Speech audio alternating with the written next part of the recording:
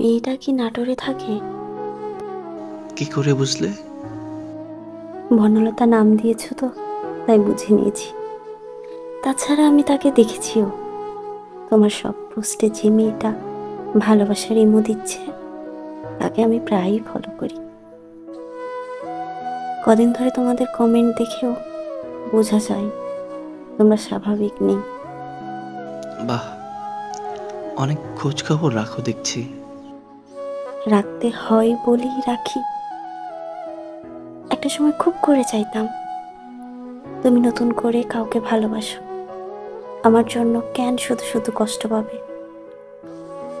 আজকাল যখন দেখি তুমি কাউকে ভালোবাসছো, ভালো লাগে না কেন জানি।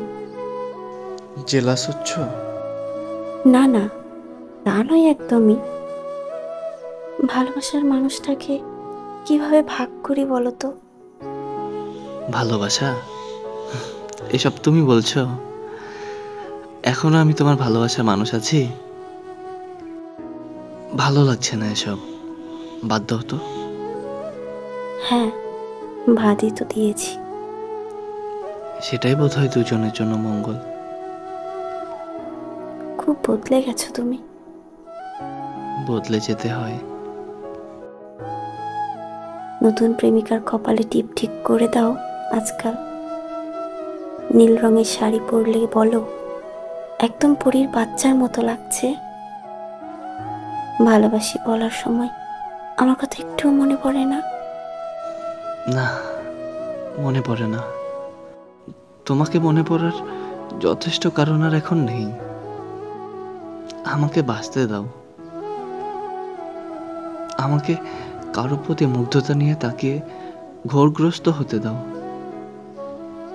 আমাকে কারো কণ্ঠ নীলার ওপর মাথা রেখে একটু বিশ্রাম নিতে দাও।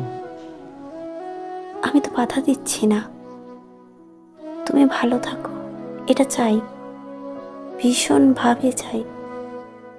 তবে সেটা অন্য কারো সাথেও হোক, তা চাই না। চাই না মানে মেনে নিতে পারি না। তুমি তো দিব্যি ভালো আছো।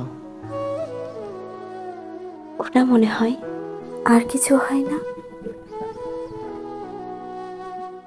আচ্ছা, এসব বাদ দাও। তোমার প্রেমিকাকে আমার কথা বলো, একটা প্রতারকের গল্প শুনিও।